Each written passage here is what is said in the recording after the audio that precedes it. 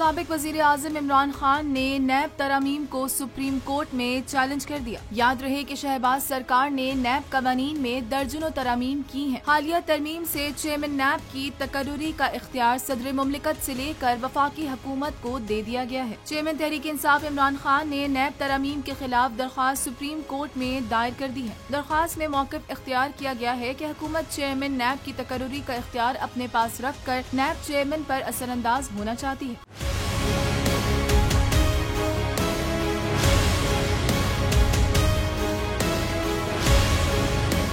दूसरी जानिब इमरान खान ने दरख्वास्त में मौक़िफ़ इख्तियार किया कि पहले ही व्हाइट कॉलर क्राइम्स को साबित करना मुश्किल था। हालिया तरमीम से व्हाइट कॉलर क्राइम्स को साबित करना नामुमकिन बना दिया गया है और इससे जाली बैंक अकाउंट्स केस के मुल्ज़िमान बरी हो जाएंगे। दरख्वास्त में मजीद कहा गया है कि नैब ऑर्डिनेंस में बेनामी दार की तारीफ तब्दील करके इन लोगों को फायदा पहुँचाया जा रहा है जो बेनामी अकाउंट्स और जायदाद के बेनिफिशरी हैं और नए मुकदमात का सामना कर रहे हैं। इमरान खान की जानिब से नैब तरमीम को कल अदम करने की इस्तदा की गई।